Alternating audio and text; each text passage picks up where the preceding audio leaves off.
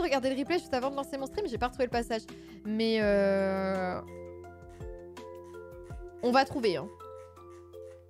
On va trouver.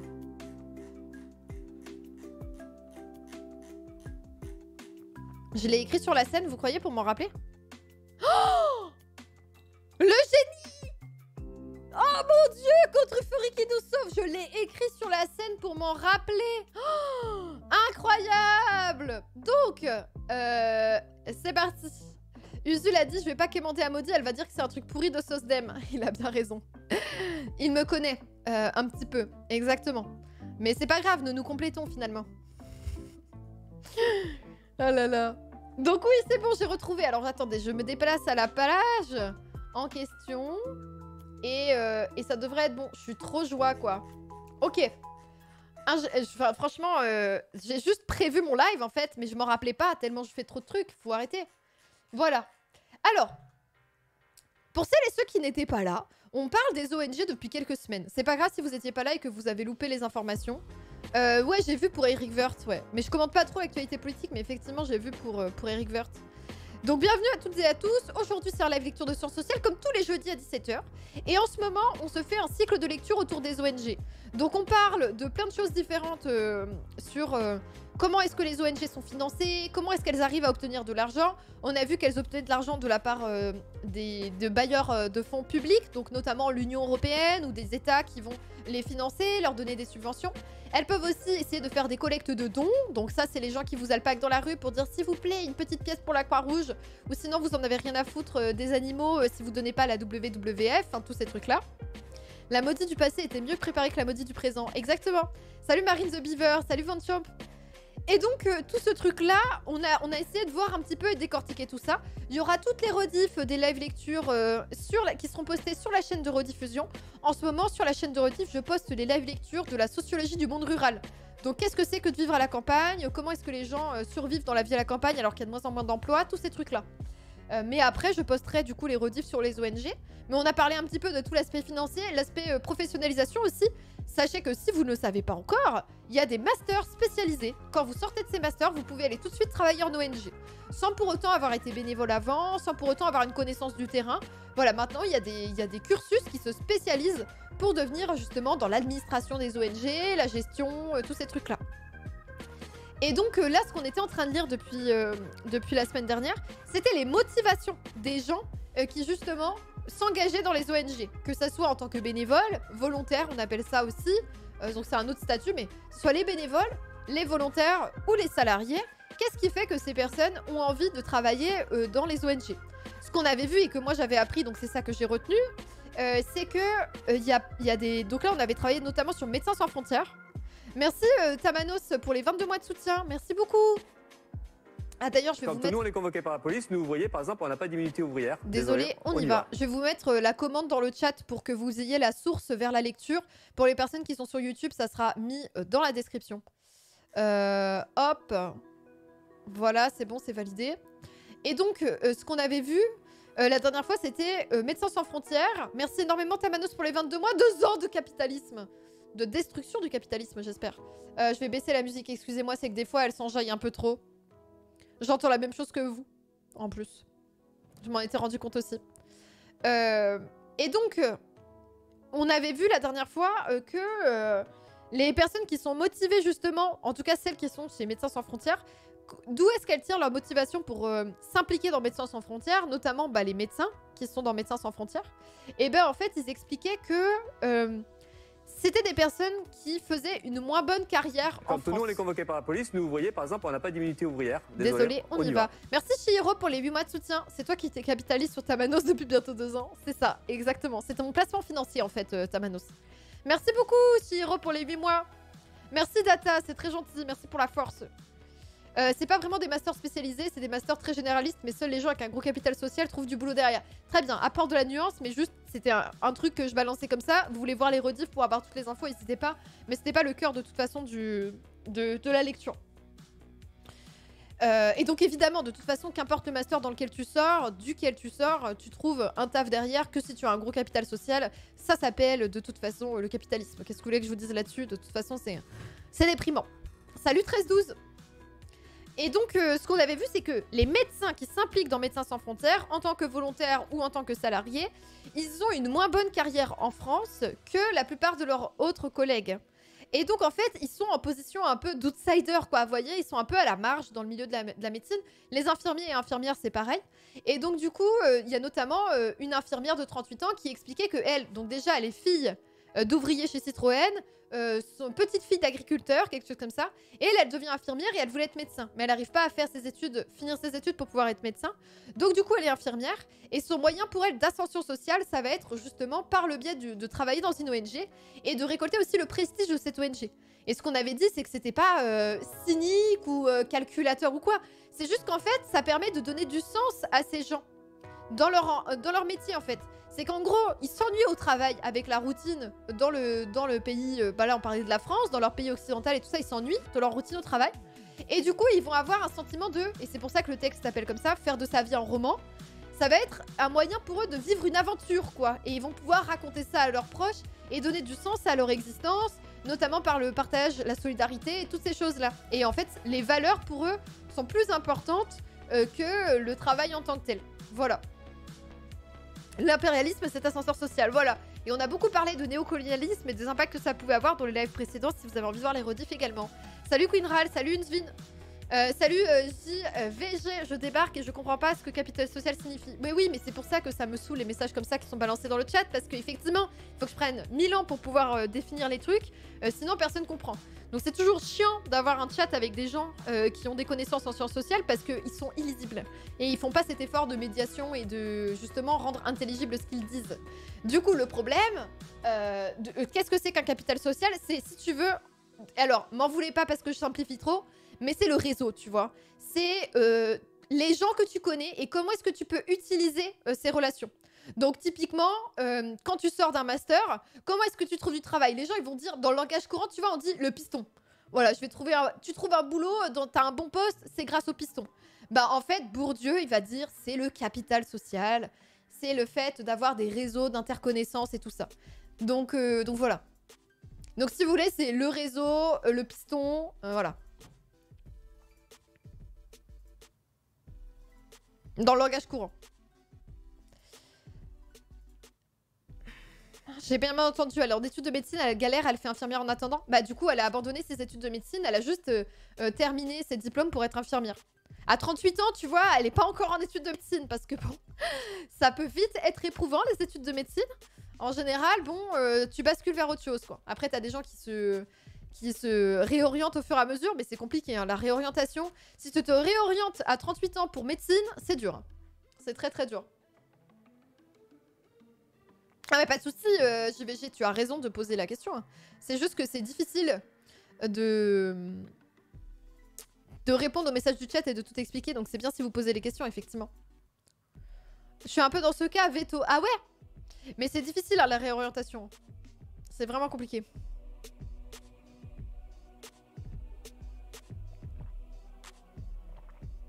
La cooptation, également appelée recrutement participatif, c'est une méthode de recrutement qui permet aux salariés d'une entreprise de recommander eux-mêmes des candidats potentiels qui pourraient correspondre à une offre au sein de leur société. Plus de 50% des recrutements. Après, je comprends aussi ce mode de recrutement dans le sens où tu es sûr d'avoir quelqu'un qui correspond à l'ambiance de l'entreprise s'il a été recommandé par d'autres salariés. C'est pour ça aussi que ça marche comme ça. Ça pose plein de problèmes et c'est pas du tout égalitaire par contre. Ça, on est bien d'accord. Mais finalement, c'est un mode de fonctionnement quand il y a très peu de postes qui s'entend, quoi. Ça pose plein de problèmes, mais bon. Donc, on était en train de voir qu'il y avait aussi la question de l'estime de soi. Donc, l'estime de soi, en fait, c'est la manière que tu vas avoir de percevoir ton activité et de te valoriser qui va faire que tu vas continuer à avoir envie de réaliser ce travail parce que tu te sens à l'aise dedans et que tu as l'impression que c'est quelque chose d'utile. Donc je vais commencer la lecture maintenant que je vous ai fait le récap. C'était juste que pour que vous ayez les billes en tête, il y a des gens qui vont arriver et repartir, donc je devrais sans doute me répéter. C'est toujours un peu compliqué évidemment, les live lectures pour ça. C'est difficile mais c'est pas impossible, j'ai fait une reconversion pro, je suis passée d'ouvrier dans le bâtiment à bibliothécaire. Mais il n'y a pas un concours en plus pour être bibliothécaire, c'est l'enfer. Bravo à toi, mais c'est compliqué. Hein. C'est compliqué. Donc la question de l'estime de soi ne doit pas être considérée seulement du point de vue de l'individu. Elle se construit dans un double mouvement qui intègre aussi l'aspiration à s'identifier à des groupes valorisants. Donc en gros, on n'est pas juste dans son métier, on se valorise pas juste parce que nous, on est content de ce que l'on fait, c'est aussi par rapport aux autres. C'est-à-dire que est-ce que tu appartiens à un groupe qui est valorisé quand tu réalises ce métier-là? Donc là, j'avoue que travailler dans des ONG, c'est souvent assez prestigieux, et donc du coup, on se dit, waouh, quel sens de sacrifice tu as, etc. Donc c'est plutôt bien vu. Donc déjà, est-ce que tu vas être dans des groupes qui vont être valorisés? Et puis, est-ce que tu peux atteindre aussi des groupes valorisés que tu n'atteindrais pas autrement? C'est ce qu'on avait vu la dernière fois, que du coup, tu accédais à des ressources qui étaient hyper importantes quand tu travaillais dans les ONG et que tu avais des bons postes, auxquels tu n'aurais jamais pu accéder si tu étais resté en France. Ils expliquaient par exemple que les notables locaux dans les pays dans lesquels ils intervenaient, donc des personnes qui sont prestigieuses et tout ça, les invitaient à leur table parce que c'était des médecins blancs venus de France et qu'ils venaient pour aider. Donc du coup, tu te retrouves à faire des grosses soirées, des trucs comme ça, des repas, enfin des trucs vraiment full prestige, quoi. Bon, c'est pas pour tout le monde, évidemment, hein, c'est pas pour la main-d'œuvre de base qui se retrouve à bosser dans les ONG. Mais en tout cas, là, comme on parlait de Médecins Sans Frontières et des postes un peu plus prestigieux, des chirurgiens aussi et tous ces trucs-là, voilà, ça peut être aussi valorisant. Si l'appartenance à une ONG prestigieuse est facilement revendiquée au titre des gratifications, l'investissement de la structure dans l'individu et les bénéfices qu'il en retire sont généralement mis entre parenthèses. Donc il y a quand même, la première partie de la phrase là, ça montre quand même qu'il y a une gratification du fait de faire partie d'une ONG prestigieuse. Médecins Sans Frontières par exemple, c'est très bien vu, c'est quelque chose qui est ultra connu, donc du coup forcément tu en tires des bénéfices, quoi. Quand je mange, c'est du prestige? Non, malheureusement non.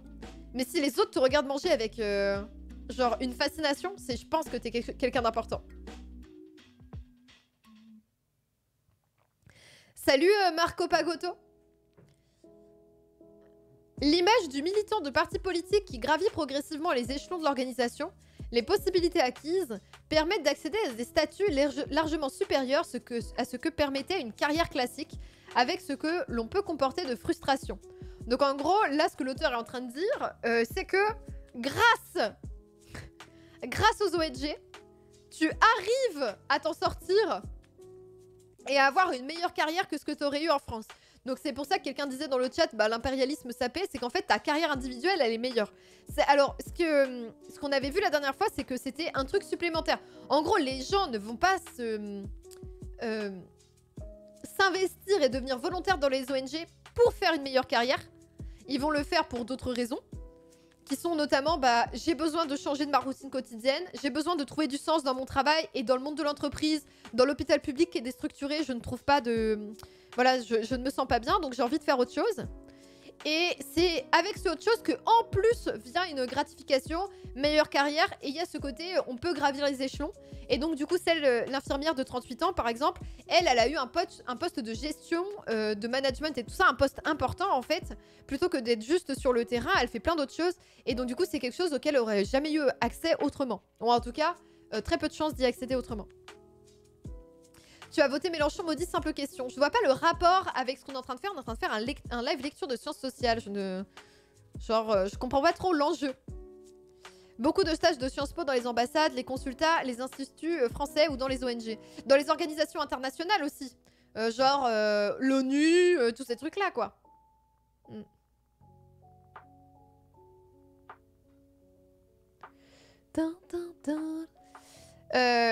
Ouais, on a parlé de la colonisation la dernière fois. Autant je suis contre cette idée, mais par exemple, amener des médecins pour soigner des gens, je trouve que ça a un sens. Pour moi, ça n'a pas de sens si tu n'as pas d'argent qui est investi pour que des services publics et des formations soient disponibles sur place. C'est-à-dire que si tu fais venir des médecins blancs de France pour aller faire des interventions, comme il y avait tout à l'heure expliqué à Madagascar, au Paraguay ou au Burkina Faso, et que juste, bah, c'est au bon vouloir de est-ce que cette population, on va les aider ou non? Est-ce qu'on envoie des missionnaires, en gros, des gens qui vont venir aider ou non? Bon, là, c'est peut-être un... Enfin, c'est un enjeu de genre... Bah, c'est finalement les blancs qui décident quand est-ce que là, ce sujet-là les intéresse ou pas. Et du coup, on n'a pas d'argent qui est investi pour développer des services publics sur place, avoir des universités qui permettent ces formations. Parce qu'en fait, le mieux, c'est que les populations sur place puissent se soigner elles-mêmes. Après, qu'il y ait un partage des ressources, comme le cas du vaccin, par exemple. Pour moi, c'est aberrant que le vaccin ne soit pas diffusé à tout le monde et qu'il y ait des brevets encore là-dessus ou quoi que ce soit. Mais c'est hyper important qu'il y ait aussi, au-delà de répartition des ressources et pouvoir avoir accès aux médicaments et tout ça partout, il y a quand même le besoin que sur place, il y ait des personnes formées pour pouvoir soigner, quoi. Après, des fois, il y a les deux. Pour Médecins sans frontières, il y a des médecins locaux qui sont sur place, qui travaillent avec les médecins de l'ONG. Il faut une vision, une stratégie long terme d'éducation, de services, etc. C'est ça. Et donc, c'est ce qu'on avait dit, que malheureusement, la vision long terme, on peut pas l'avoir aujourd'hui parce que c'est le mode de financement des ONG font qu'ils ne peuvent pas avoir une vision à long terme. C'est-à-dire qu'on pourrait se dire, ils vont pouvoir développer toutes ces choses-là, mais en fait, non. C'est situation d'urgence après situation d'urgence. On passe de l'un à l'autre, on passe d'une mission à une autre, et on n'a pas le temps, justement, de faire ces sujets de fond et de mettre en place des choses qui vont vraiment transformer le mode d'organisation, accéder à des choses. Enfin, non, ça va juste trop vite, en fait. Donc, on est vraiment en train de mettre des pansements un peu partout en espérant que ça tienne et de passer d'un pays à un autre comme ça, quoi. Donc, c'est très compliqué. Et ça, c'est parce que juste, il n'y a pas assez d'argent, parce que les États se désinvestissent, en fait, et arrêtent de mettre de l'argent dans les services publics. Et ça, c'est global. Bonne soirée, Miss Olney, pardon.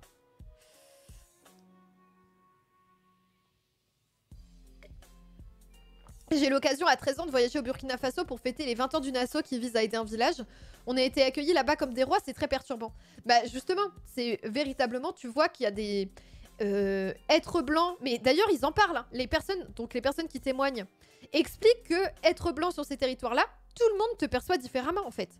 C'est vraiment quelque chose de prestigieux en fait d'être blanc. Et donc eux sont tout à fait conscients qu'il y a des rapports... il y a des rapports de race, qu'il y a du racisme là-dedans et qu'il y a l'héritage de la colonisation en fait. Ça c'est, on peut pas le nier aujourd'hui, malheureusement il y a encore tout ça qui est bien emprunté quoi. Salut Nit Suge.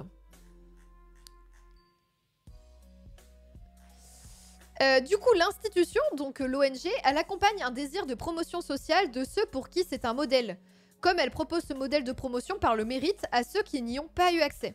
Donc en gros, les ONG, c'est full méritocratie. Si tu travailles bien, tu auras de meilleures positions. Et donc du coup, c'est comme ça que tu es récompensé. C'est comme ça que ça va être mis en avant dans les discours. Encore une fois, ça veut pas dire que concrètement, sur le terrain, ça marche comme ça.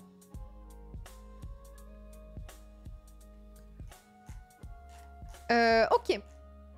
Donc, ensuite... donc, ce qui est important, qui s'engage aussi. On n'a pas parlé des catégories de population qui vont s'engager dans les ONG. Ce que va dire l'auteur en s'appuyant sur des travaux comme ceux de Éric Neveu, qui est sociologue aussi et politiste, c'est que c'est les couches petites bourgeoises qui vont s'identifier à une sorte de héros. Donc, ils vont se concevoir comme des héros capables d'accéder à des positions dominantes. Donc, en gros, ils font pas partie des classes supériorisées, ils sont dans cette espèce d'entre-deux de la petite bourgeoisie. Et justement, ils se pensent capables d'accéder à des positions dominantes. Et ils aspirent justement à avoir plus de pouvoir, plus de prestige social et une promotion personnelle. Donc ces couches qui sont petites bourgeoises, les plus traditionnelles en fait, ça va être... Elles vont se livrer à un jeu de la concurrence et du mérite. Donc en gros, elles veulent objectivement essayer d'améliorer leur situation, de bénéficier d'une promotion par le biais justement de leurs efforts personnels. Donc ça, c'est la méritocratie. Et en même temps, elles veulent s'identifier à cette figure du héros qui incarne un modèle de réussite sociale. Et donc du coup, on l'avait dit ça, faire de sa vie un roman, c'est justement moi je pars à l'aventure, je me sacrifie pour les autres, voilà. Quand nous on est convoqués par la police, nous vous voyez par exemple on n'a pas d'immunité ouvrière. Désolé, on y va. Merci beaucoup Swift pour les 14 mois de soutien, j'espère que tu vas bien. Merci, je vais mettre des petits points levés dans le chat en ton honneur. Les 14 mois là. Voilà ce qu'en dit Éric Neveu, donc qui est chercheur lui aussi. Il dit du coup que ces classes petites bourgeoises qui vont s'impliquer comme ça et qui vont croire en la méritocratie et qui vont essayer d'obtenir des promotions sociales grâce à ça, ça offre une compensation démesurée à la médiocrité de leur vie réelle. C'est un peu violent, Éric. Écoutez, vous êtes médiocre, donc du coup, en faisant de votre vie un roman, comme ça, vous avez l'impression d'avoir une promotion. Et de mériter votre vie. Ça donne du sens à une existence qui n'en a pas. De toute façon, aucune de nos existences sur ces planètes n'ont de sens. Donc, on donne du sens comme on peut. Hein. Franchement, on va pas vouloir aux gens. Les crises existentielles, tout le monde en a. C'est juste que le problème, c'est que ces crises existentielles-là, mène à des rapports de domination et à du néocolonialisme, en fait. C'est ça le problème. Il fallait que ça sorte, visiblement. C'est pas de bonne humeur. J'aime beaucoup Éric Neveu, en vrai. Je savais pas qu'il avait écrit des trucs sur les ONG, par contre. Donc du coup, maintenant... Bah non, il a pas écrit des trucs sur les ONG. C'est quoi la source? Ah, il a écrit un truc sur les petits bourgeois. Et donc c'est pour ça que le chercheur l'utilise, parce que c'est la même catégorie de population qu'ils étudient. Mais non, Éric Neveu n'a pas écrit sur les ONG, c'est bien ce qui me semblait. Mais voilà, les travaux d'Éric Neveu, si ça vous intéresse, sont quand même extrêmement intéressants. Au-delà des takes qui balancent comme ça, voilà. Il me fait trop rire. Et il écrit des travaux sur le genre qui sont hyper intéressants aussi, parce qu'il fait... on avait déjà lu du Éric Neveu dans le bouquin Boys Don't Cry, Les hommes ne pleurent pas. Parce qu'en fait, donc ça s'appelait Les coups de la domination masculine. Et en fait, Éric Neveu, il avait écrit... il écrit des articles aussi sur le genre et ce que ça fait qu'être un homme et qu'est-ce que ça a comme impact en fait de faire partie de la classe des hommes et tout ça. Donc il écrit déjà des choses là-dessus. La thématique petit bourgeois me séduit d'emblée. Il travaille sur les hommes et les petits bourgeois. Les mouvements sociaux aussi, je crois. J'ai lu des trucs sur lui des mouvements sociaux, donc voilà. Il s'est fait alpaguer dans la rue par des bénévoles juste avant d'écrire le passage. Terrible. Et les profs à Sciences Po Rennes, c'est possible. Sciences Po, c'est pas mon délire, les IEP de Sciences Po. Mais il y a plein de profs très cool qui y travaillent ou qui circulent aussi entre les universités et Sciences Po. Donc, on a la citation d'Éric Neveu, là j'ai vérifié. Ah, Blast a sorti une vidéo sur le coup de la masculinité. Ah, c'est vrai? Ah, j'irai regarder. Les commentaires YouTube, c'est une horreur. En tout cas, vous avez toutes les rediffs des live lectures sur ce que c'est qu'être un homme et les coups de cette masculinité. Qu'est-ce que ça fait chez les hommes et tout ça. Qu'est-ce que ça provoque et quels problèmes ça peut poser. Sur la chaîne de rediff, hein, j'ai tout posté déjà. Ok. Dans son autobiographie, Jacques Lebas, ancien président de Médecins du Monde, décrit les deux médecins qui ont été ses premiers modèles. Le premier, chirurgien, riche et respecté, traversait la place du village au volant d'une splendide Mercedes, pendant que Jacques, caché derrière les rideaux du salon de sa maison, guettait son passage en imaginant cet homme en train d'arracher des enfants à la mort, des enfants en proie aux plus horribles maladies. Putain, mais vraiment, en fait, c'est vraiment faire de sa vie un roman, quoi. Genre, moi, j'ai voulu être président de Médecins du Monde parce que vraiment, c'était mes héros, les chirurgiens, qui arrachaient les enfants à la mort. Waouh. Le second est un ophtalmologiste républicain qui, à cause de ses idées politiques, n'a jamais eu beaucoup de clientèle. Ça, c'est scandaleux. Ouais. Enfin, ça dépend ce qu'ils entendent par républicain. Est-ce que c'est républicain 3ème République? Ou est-ce que c'est républicain... les républicains tels qu'on les connaît aujourd'hui. Les frontières sont floues maintenant. La vidéo de Blast, ça parle des coûts financiers juste. Oh, dommage.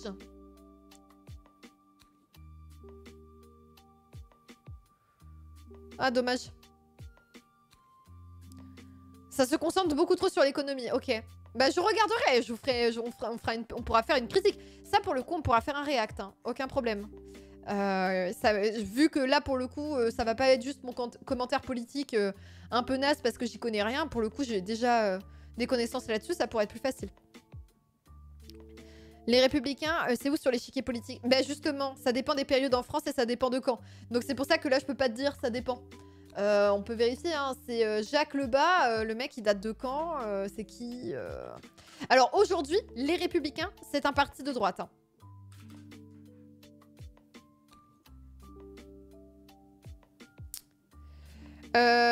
Il est mort en 2019, président de Médecins du Monde. Et il est né en 49. Donc, compliqué. Et il parlait de qui? Parce que le problème, c'est qu'on n'a pas le nom de l'ophtalmologiste républicain. C'est pour ça qu'on ne sait pas. Bon, dans tous les cas, les figures qui l'ont inspiré, c'est un mec pour qui il n'avait pas de clientèle parce que ses clients ne voulaient pas aller le voir à cause de ses opinions politiques. Et le deuxième, c'était quelqu'un qui l'imaginait être un héros qui sauvait des enfants de la mort. En gros, voilà.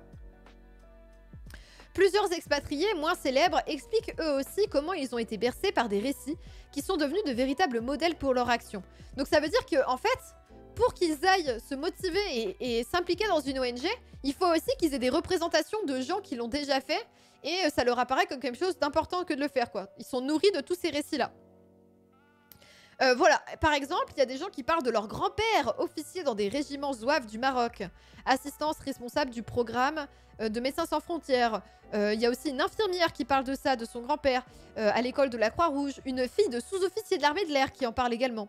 Ou alors le récit d'un oncle self-made man, donc quelqu'un qui s'est fait lui-même un brin aventurier. C'est ce dont vont parler des logisticiens, des photographes, Médecins sans frontières, des gens fils d'instituteurs, professeurs du secondaire. L'exemple de André est ici peut-être le plus parlant. Alors André, c'est pas son vrai nom, hein. C'est un pseudonyme parce que c'est anonymisé. Donc André, il a été directeur de la logistique à Médecins sans frontières. Il a exercé de nombreux métiers. Il a été mécanicien, directeur général d'une entreprise d'import-export, avant d'entrer dans l'humanitaire. Il décrit sa famille comme catholique pratiquante et d'origine ouvrière. Son père, qui est décédé alors qu'il n'avait que 9 ans, a été prisonnier pendant la Seconde Guerre mondiale. Il a fait plusieurs tentatives d'évasion et il a mené une vie aventurière qu'il voudrait égaler. Donc ça veut dire que André essaye de coller au modèle de son père, quoi. Si tu crois en une forme de possible réincarnation, donc ça c'est ce que dit André à sa mère. Il écrit une lettre à sa mère et du coup le chercheur a pu récupérer ses lettres. André dit « Si tu crois en une possible forme de réincarnation, j'ai le sentiment que ton frère Jean et papa seront derrière moi, et qu'ils me poussent en me disant « Vas-y, bats-toi pour la justice, la liberté et la vie. » Alors je me bats comme je peux, en réparant des voitures de tout bib, en creusant des toilettes qui évitent les maladies contagieuses, en creusant des puits pour assurer la santé des populations victimes de la guerre, de la sécheresse ou de certains gouvernements. Ce sont des choses importantes pour moi. Je peux difficilement faire autrement pour rester en accord avec moi-même. Il continue, donc ça c'est dans une autre lettre. Et André raconte encore à sa mère. « Je te jure que le lendemain matin, en me rasant, ça me faisait si plaisir de me regarder dans une glace. Cela dit, je me demande si un jour, je n'embrasserai pas une carrière diplomatique. En fait, je me sens très à l'aise pour convaincre et expliquer les tenants et les aboutissants de telle ou telle politique du gouvernement. C'est bizarre, alors que chez nous, je me fous du tiers et du quart de la politique dépourvue d'enjeu. Mais ici, c'est différent, c'est la vie qui est en jeu. Ici, j'existe pour quelque chose qui en vaut la peine. » Ce qui permet de donner du sens, du coup, à son action. Donc, ce qui montre leur engagement et leur motivation, c'est la sensation d'avoir du pouvoir. Donc ça, c'est ce que dit l'auteur, il dit « Le pouvoir tel qu'il est entendu ici, c'est pas un pouvoir strictement médical. C'est le pouvoir de vie ou de mort sur les patients. » Et que la perspective de... En fait, c'est une perspective d'analyse de dire « En fait, ces gens donnent du sens aussi à leur métier parce qu'ils ont du pouvoir sur la vie des autres. » Bah, c'est pas des choses qu'ils vont mettre en avant. Parce que tu peux pas dire « Écoutez, moi, je suis trop content de faire mon métier parce que j'ai l'impression que je peux sauver quelqu'un de la mort et j'ai le pouvoir de donner la vie ou la mort aux gens. » Personne va dire ça. Donc du coup, en fait, c'est des motivations qui sont de l'ordre de l'indicible. Et donc Ronnie Broman, qui est un autre chercheur, il va dire que ça s'appelle... C'est un pouvoir social. On a un pouvoir social sur les autres, sur décider qui on va aider et comment est-ce qu'on va les aider. Je vous donne une citation, du coup, sur ce pouvoir social pour comprendre ce que c'est. « Il y a un contraste qui m'a frappé depuis vraiment longtemps, et je ne me mets pas à l'écart de ça. Ça m'a frappé chez moi comme chez tout le monde, si je remonte à une époque lointaine où j'étais volontaire normal de terrain. C'est le fait qu'au centre de la vie du volontaire sur le terrain, il y a quelque chose d'absolument massif, qui est le pouvoir. Dans le discours des volontaires et des institutions de volontaires, dans le discours des volontaires sur leur institution, sur leur environnement, vous prenez les discours dans quelque sens que vous pouvez imaginer, et vous ne trouverez jamais de considération sur cet aspect-là, le pouvoir. En gros, lui, il dit, les gens sont motivés par des questions de pouvoir, mais personne n'en parle, ni les volontaires, ni dans les discours. Le statut, le pouvoir symbolique, le pouvoir social. Le contraste est vraiment frappant entre cette espèce de menhir, cette grosse masse posée au milieu du paysage mental et dans la pratique des volontaires, et l'absence totale dans aucun texte, dans aucun discours de cet aspect-là. Donc en gros, il va dire que ça fait partie du paysage mental des gens, ça fait partie de ce pourquoi ils s'impliquent, mais juste, il n'y a pas de discours officiel là-dessus parce que sinon, ils seraient sûrement critiqués justement. On dirait, ah bah finalement, ce que tu kiffes, c'est avoir du pouvoir sur les autres et décider ce qui se passe. Mais après, c'est pas pour autant, comment dire, c'est pas pour autant machiavélique, c'est pas pour autant mal ou quoi que ce soit. C'est juste, en gros, le travail du chercheur, c'est de dire, bah il y a une motivation qui est dissimulée, c'est celle-là, et cette motivation, elle existe au milieu de plein d'autres, comme la promotion sociale, comme le fait de donner du sens à son travail. Et en vrai, quelle autre manière de donner du sens que de dire, bah moi j'ai mon travail, il est important parce que c'est la vie ou la mort des gens. Donc forcément, ça revêtit une importance qui est quand même énorme de dire ça.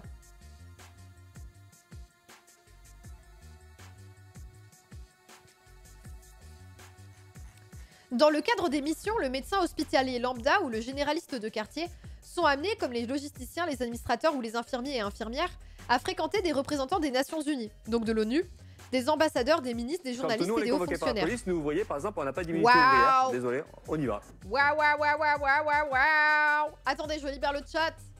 Bonjour tout le monde. Incroyable. Merci beaucoup Chris4 pour les 2 ans. Incroyable. Merci pour les 2 ans de soutien Chris4. J'espère que tu vas bien. Et merci Canard PC pour le raid. Bienvenue à toutes et à tous. J'espère que vous allez bien et que vous avez passé un bon stream. Figurez-vous que pour les Lyonnaises et Lyonnais, j'en profite parce qu'il y a peut-être des viewers et vieweuses de Canard PC qui habitent à Lyon. La semaine prochaine, il y a un festival à Lyon qui est le festival du jeu indépendant qui s'appelle l'Indie Game Lyon. Et on parlera de la presse jeux vidéo. Et on a prévu de parler un petit peu de Canard PC notamment. Donc je vous mets le lien dans le chat si vous connaissez pas l'Indie Game Lyon. Moi je serai là à la table ronde où on parlera de la presse. Il y aura des journalistes, il y aura plein d'autres gens hyper intéressants. Et donc c'est le 19 février, donc samedi prochain de 10h à 19h à Lyon, à la MJC Mon Plaisir. Si jamais ça vous intéresse évidemment, voilà. Et je sais pas si ça sera filmé, sinon je vous transmettrai évidemment les liens. Je sais pas encore si ça va être diffusé ou quoi, je vais essayer de récupérer les informations. Et des fois il y a des captations, c'est-à-dire qu'il n'y a pas de live, mais par contre c'est enregistré, il y a les rediffs. Donc je vais vérifier. J'espère que ça va critiquer sévère. Non, ça va, j'aime bien Canard PC quand même, tout va bien. Tout va bien. Ah c'est vrai Cosmo, tu seras là? Salut Jules. Non mais oui, ça va être bien. En vrai, on va parler un peu du changement de paysage. Pour la thématique de la table ronde, c'est sur la presse, mais c'est pour parler justement du rôle de la presse par rapport aux jeux vidéo. Et avant, il y avait ce côté où c'était que des tests, et finalement c'était presque un guide d'achat. Et puis, on a évolué vers une position qui est un peu différente, peut-être de lanceur d'alerte aussi sur les conditions de travail à l'intérieur des studios de jeux vidéo. Donc on va parler un peu de toute cette évolution-là. Et voilà, de la galère aussi que c'est que de pouvoir vivre aujourd'hui en étant journaliste jeux vidéo, de toutes ces choses-là. Vu que j'habite pas à Lyon, merci d'arrêter de faire des choses intéressantes là-bas. Pour une fois qu'il se passe des choses intéressantes en dehors de Lyon, là. En dehors de Paris, pardon. Excusez-moi, je ne vois que Lyon dans ma tête, hein, c'est terrible. Donc voilà. En vrai, ça va être cool. On parlera évidemment de Gamecult aussi, de JV Le Mag, de plein d'autres choses, mais ça va être coolos. Donc je vous dirai si évidemment il y a des captations et je vous diffuserai tout ça. Donc bienvenue à vous, merci beaucoup en tout cas pour le raid. Merci Willow pour les 14 mois de soutien. Merci beaucoup. Quand nous, on est convoqués par la police, nous, vous voyez, par exemple, on n'a pas d'immunité ouvrière. Désolé, on y va. Mais des fois, dans des petites villes, il y a des événements gaming, jeux vidéo et tout ça, hyper intéressants. Hein. Donc ça dépend. Hein. Ça dépend des coins, c'est sûr. Bon, dans le Vercors, je suis pas sûre, mais c'est possible. Ça existe. Salut Glitch.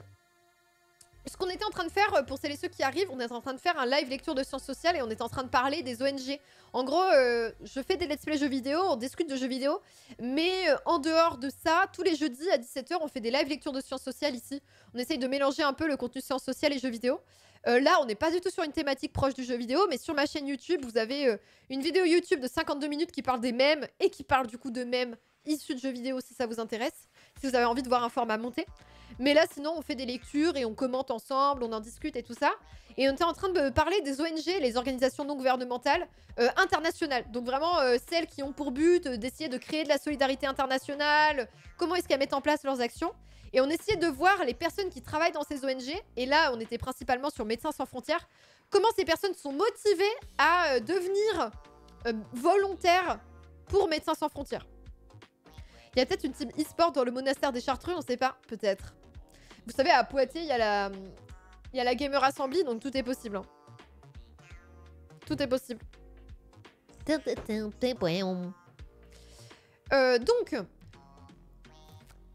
là, on était en train de dire que les médecins qui sont lambda, donc genre des généralistes de quartier en France, quand ils deviennent médecins pour Médecins sans frontières, ils se retrouvent à fréquenter des représentants des Nations Unies, donc ça c'est l'ONU, qui est quand même une organisation internationale très prestigieuse, des ambassadeurs, des ministres, des journalistes ou des hauts fonctionnaires. Donc en fait, ces médecins-là vont avoir accès à plein d'autorités avec lesquelles ils vont prendre des décisions qui vont engager le sort de milliers d'individus. Donc ils ont quand même vraiment un pouvoir en fait sur les populations sur place. Et ils n'auraient jamais accès à ce type de décision. Ils subiraient même les décisions des gouvernants s'ils étaient restés en France. Ce qui fait une source de motivation énorme aussi pour s'impliquer, quoi. Salut Sylphaël. Avoir du pouvoir, c'est participer en héros à l'histoire. Donc il y a vraiment cette vision de on se perçoit comme capable de sauver des vies et on héroïse un petit peu toute son histoire. Dès qu'il s'agit de parler d'un coin paumé, c'est Poitiers qui est choisi. C'est parce que je suis née à Poitiers, donc j'ai le droit. Les blagues sur Poitiers, il n'y a que moi qui ai le droit, ok. Ben, sauf si vous êtes de Poitiers aussi. Mais moi, j'ai passé 18 ans à Poitiers, même dans la campagne autour de Poitiers, donc je me permets. J'avoue, je me permets. La Gamer Assembly, c'était le point culminant de l'année. Ça permettait d'oublier le reste et qu'il se passait rien là-bas. Donc, avoir du pouvoir, c'est participer en héros à l'histoire avec un grand H qui se fait, être capable à main nue de renverser une situation désespérée.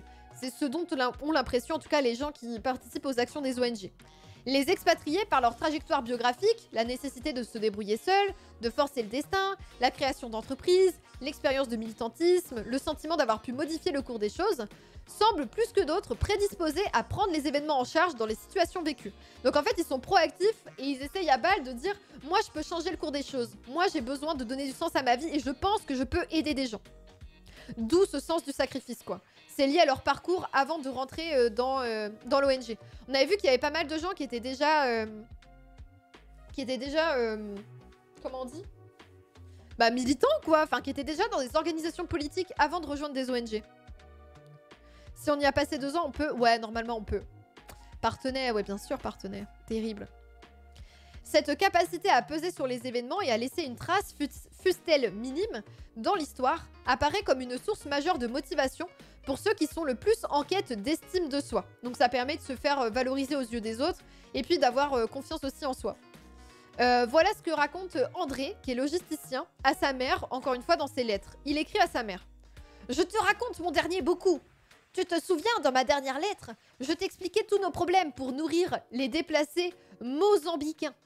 Nous avons bien sûr compris que sans la bouffe, la médecine est un emplâtre sur une jambe de bois. Jeudi, en fin d'après-midi, j'apprends par la radio que son Excellence l'ambassadeur était en panne d'avion. À 20h, je le déniche dans son hôtel. Ce n'était pas difficile en fait, je suis allée directement voir dans l'hôtel le plus cher de la ville. Et comme ça, du haut de mon blue jean et fort de la certitude de mon bon droit, je suis allée lui demander tout de go, pardon, Croutel Gaming ici, hein. Je suis allée lui demander tout de go ce qu'il comptait faire pour ces gens qui mouraient de faim à 260 km de son restaurant. Le mec ne prend pas ça trop mal. Il m'écoute et il me paie une bière. Et puis, comme ça, il me dit « Ok pour 280 tonnes de bouffe. » Waouh! Quel génie! Bravo! Heureusement qu'il a pris son blue jean et qu'il a été parlé à son Excellence l'ambassadeur. C'est incroyable. Vous faites quoi, vous? Ah là là là là. Quand tu Instagramis tes parents par courrier. C'est un peu ça, bah c'est avant qu'il y ait Instagram parce que là, donc le texte qu'on est en train de lire, il a été publié en 2002, mais l'enquête, elle est dans les années 90 en fait. Mais oui, tout de go. Mais c'est incroyable cette citation. Et comment osez-vous? Incroyable. Avoir du pouvoir, c'est cependant autant des actes qui sont posés, croire des choses qui sont possibles ou faire croire qu'elles le sont. Ah. Donc avoir du pouvoir sur le cours des choses, c'est soit tu fais quelque chose, soit tu crois que tu es capable de faire quelque chose, soit tu fais croire aux autres que toi, tu es capable de faire quelque chose. Et du coup, tu as du pouvoir sur eux, puisque tu leur fais croire que tu es en mesure de le faire. Incroyable.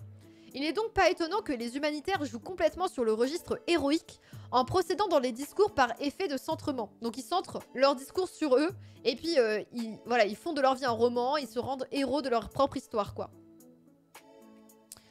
Le récit ne retient que des éléments ayant trait à lui individuellement, soit en parlant de ses objectifs, soit en montrant la constitution du sujet agissant. Donc en gros, c'est lui qui est acteur et c'est lui qui permet de débloquer une situation. André et plein d'autres. Hein. Là, c'est un lui global. En gros, les humanitaires ont tendance à montrer comment eux, ils sont force d'action. L'action et plus généralement le fait social sont entendus dans des discours humanitaires comme la conséquence des dispositions psychologiques propres à un personnage.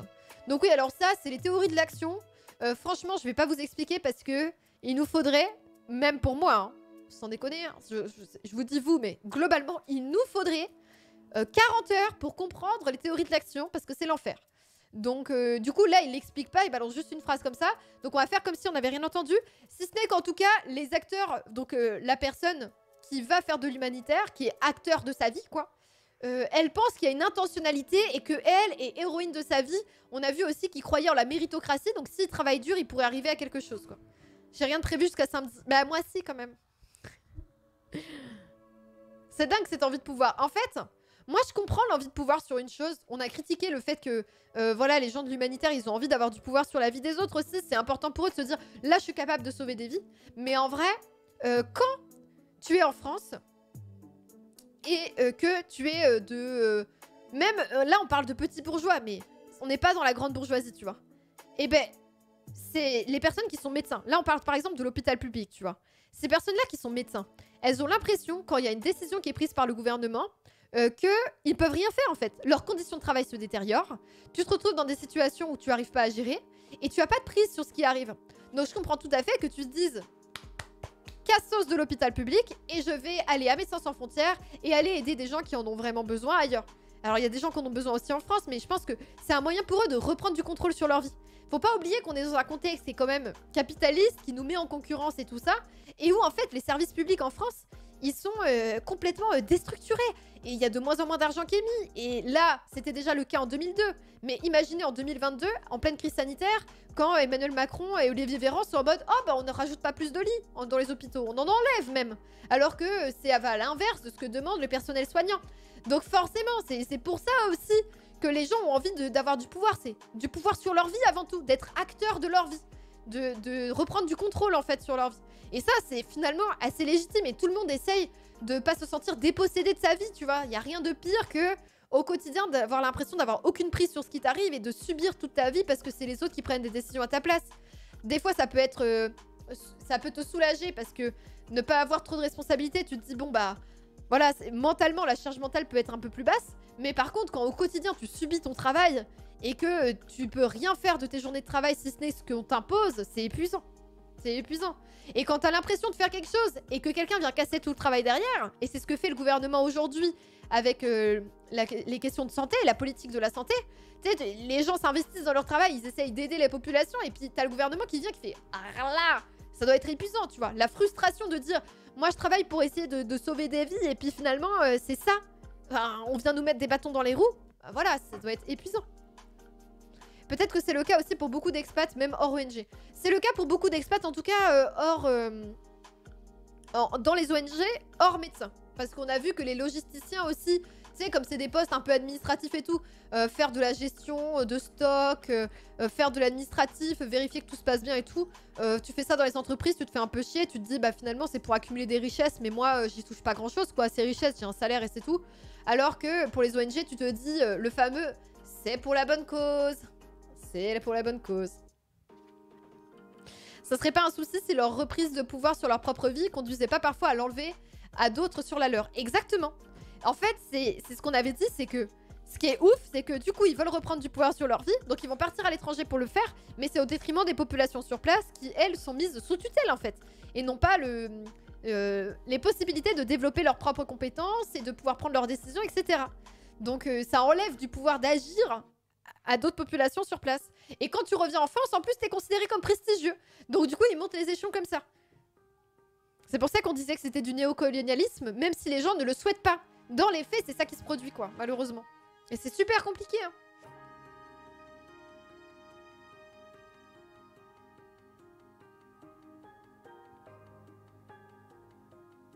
Dans l'ESR, c'est la même tentation. Alors l'ESR, c'est l'enseignement supérieur et la recherche, hein. Plein de jeunes chercheurs et chercheuses qui partent de France pour des endroits où le service public est moins attaqué. Ouais. Bah oui, mais t'as pas le choix parce qu'il n'y a pas de poste en plus. Donc voilà. Pour dire les choses autrement, donc pour simplifier un peu la théorie de l'action, l'auteur il dit « Les situations narratives semblent toujours progresser dans les récits humanitaires grâce aux dispositions des acteurs. » Donc en gros, les personnes qui font de l'humanitaire, les volontaires, quand ils expliquent leur histoire aux autres et qui mettent en narration du coup leur vécu, ils vont toujours montrer que c'est grâce à leurs actions à eux que les choses réussissent, quoi.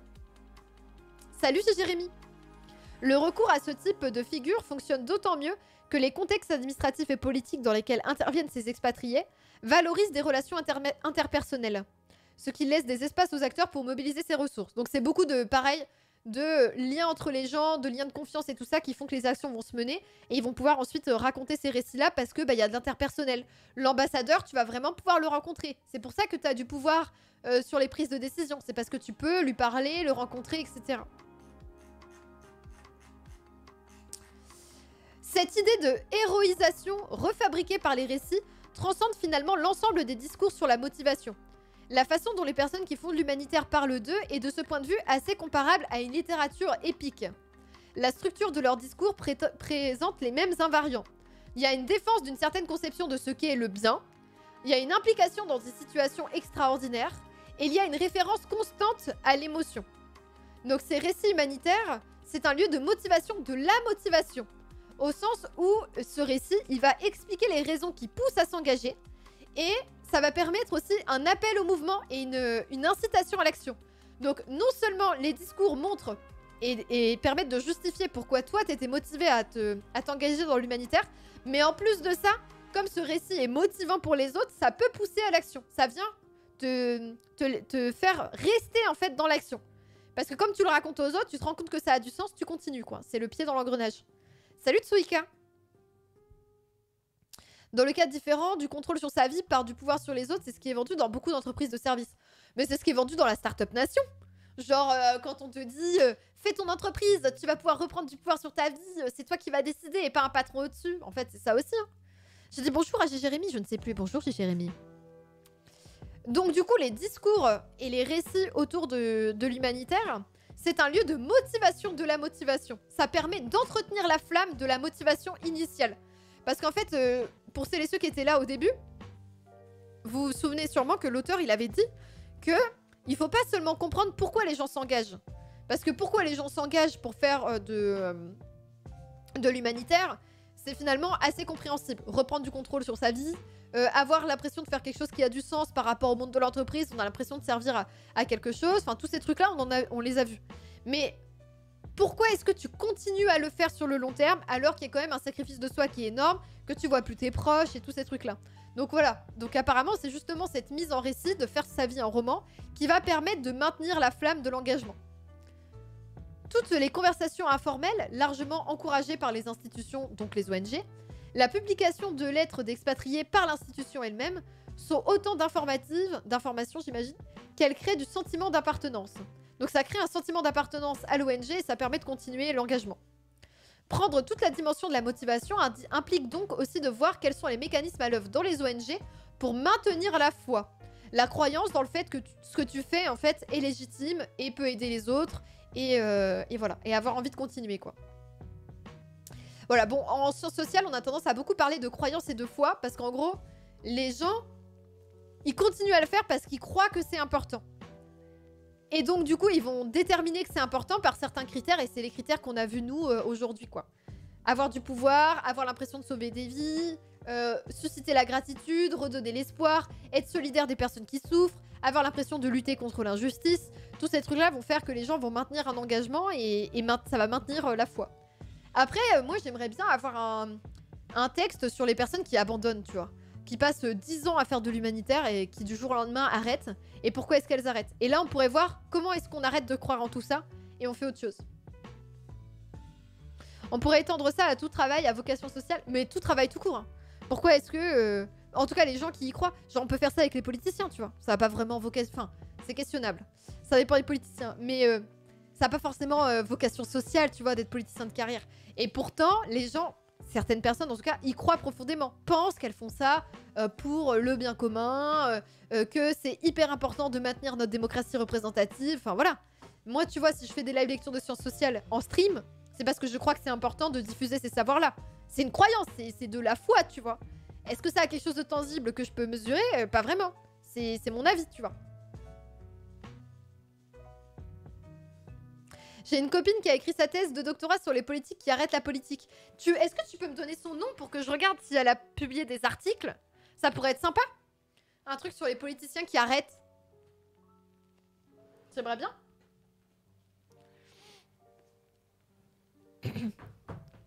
Ah oui, dans le milieu des ONG, il y a des dingueries en termes de conditions de travail. Bien sûr, bien sûr. Parce que justement, comme tu fais ça pour la bonne cause, on a le droit de t'exploiter jusqu'à la moelle. Non mais attends, tu vas continuer à travailler 80 heures par semaine? Il y a des gens qui meurent. Tu n'as pas le choix. Et mais dans l'université, il y a quelqu'un qui parlait de l'université, c'est pareil, dans le monde de la recherche, c'est non mais tu vas travailler parce que tu te rends compte, c'est pour la science, c'est pas pour toi individuellement ou pour ton gain personnel. Non, non, non, non. Mon cousin infirmier était parti faire de l'humanitaire pendant 5 mois. Il est revenu, il est reparti sur place un an après, il a vu le résultat, il a arrêté l'humanitaire. Ah, de voir ce que ça donne concrètement et de revoir le résultat. Ah, c'est intéressant. J'ai un pote qui bosse dans une asso en France, il a fini sa réunion d'équipe à 22 h le soir. Bah moi j'ai fait un service civique dans une asso et effectivement, on essayait collectivement de se forcer à compter nos heures. Mais c'était très dur et on faisait plein de trucs qui débordaient sur notre temps libre. On utilisait du matos personnel pour l'asso et les personnes qui bossent encore continuent à faire ça évidemment. Et enfin, il y avait un investissement qui était énorme parce qu'on était dans l'éducation populaire et qu'on avait l'impression. Mais est-ce que cette impression est réelle ou pas? On s'en fout quoi. Mais en tout cas, on y croyait quoi. On croit que c'est quelque chose d'important et qu'il faut le faire. Et pourquoi est-ce que je fais l'élève lecture de sciences sociales? C'est pour la même raison. C'est pour la même raison. Et tu peux pas en vouloir aux gens, je trouve, que d'y croire. Je vais le noter, Pingolin. Quitter le métier politique de Louise Dalibert. Je vais le noter pour aller regarder. Au moins regarder, je sais pas si je le lirai ou quoi, mais juste regarder la source, c'est gentil de l'avoir posté, c'est une bonne idée.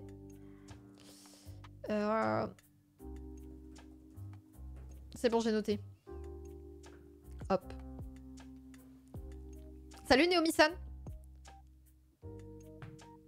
Je sers la science, c'est ma joie. Bah ouais. Je t'avoue que j'ai pas lu, je sais pas si c'est lisible en stream ou même bien. T'inquiète, je vérifie avant.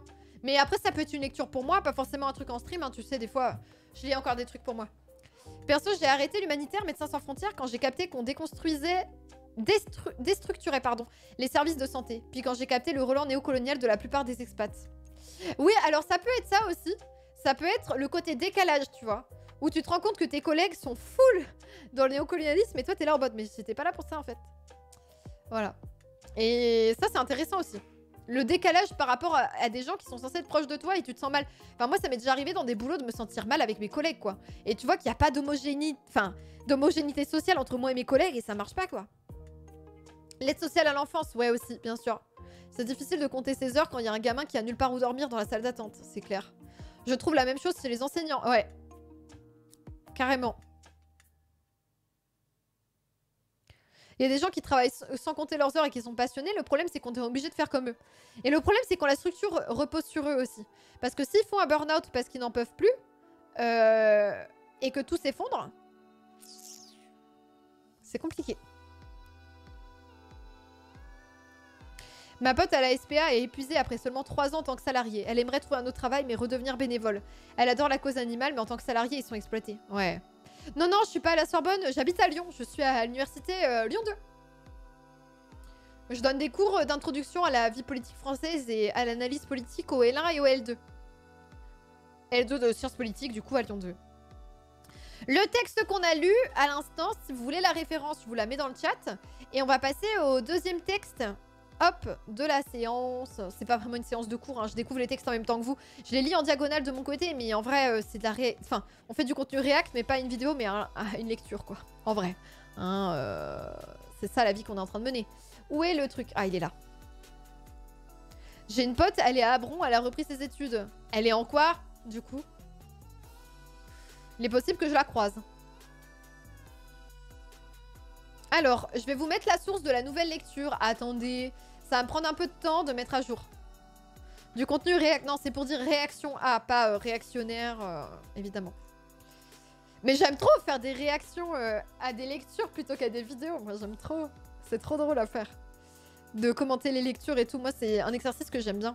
Parce qu'en fait, je lisais des trucs toute seule et j'avais personne avec qui le partager, là. J'étais trop triste et tout. Là, maintenant, au moins, je peux en parler avec vous. C'est moins triste. Tu sais, quand t'as découvert des choses et que t'es là, genre, putain, j'aimerais trop que les gens, ils savent et tout. Ils sachent, plutôt. Je sais pas parler, hein. Bon, j'arrive pas, merci Kern, de foutre le sbeul dans ma vie. En vrai, c'est difficile, je trouve, comme travail parce que tu dois lire et expliquer en même temps. Des textes que je ne connais pas. Hein. Enfin, rappelez-vous, c'est vraiment de la réaction. Hein. Les textes, je les connais pas. C'est moi qui les ai choisis et je sais où je vais chercher les trucs. Hein.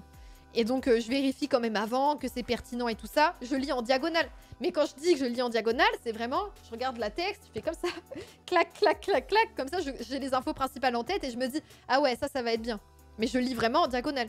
Mais la lecture en diagonale, quand vous savez faire, ça vous sauve une vie. Comme ça, vous voyez en 3 secondes, si enfin en 3 secondes, non, mais vous voyez en 20 minutes, quoi, si un texte est finalement pertinent ou si bah, ça sert à rien d'aller le lire et il faut plutôt que vous alliez vous tourner vers un autre texte. Et quand vous faites de la recherche, vraiment, ça change une vie. Si vous voulez des conseils sur comment lire les sciences sociales, d'ailleurs, il y a une aide sur mon site web. J'ai fait un petit article sur comment lire les sciences sociales pour vous aider avec mes méthodes qui, moi, me permettent de survivre. Pardon. Donc voilà, si ça vous intéresse et que vous avez envie de lire un peu par vous-même aussi. Mais dans tous les cas, on continuera les lectures en stream. C'est bon, j'ai mis la bonne source. Et donc, le management des ONG, nous lisons le management des ONG qui date, le bouquin il date de quand? 2020. Alors, ce bouquin là qu'on va lire ensemble, on va lire la conclusion d'un bouquin. Donc, je lis jamais les livres en entier. Hyper important, la lecture en diagonale me permet aussi de sélectionner les passages intéressants.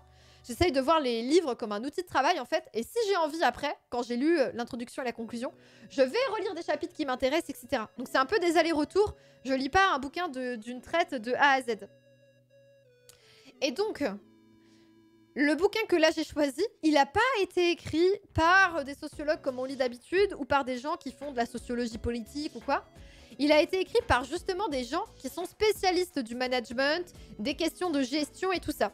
Qui ont des thèses, hein, qui sont des chercheurs, mais qui du coup utilisent pas les mêmes méthodes que ce dont moi j'ai l'habitude. Donc ça va être un peu différent. Voilà, mais ça me semblait intéressant parce que justement, j'ai rien trouvé d'autre en fait qui était fait par des sociologues sur comment est-ce que ça se passe dans les ONG. Qu'est-ce que c'est que la question du management des ONG. Donc voilà, donc on va voir ça ensemble.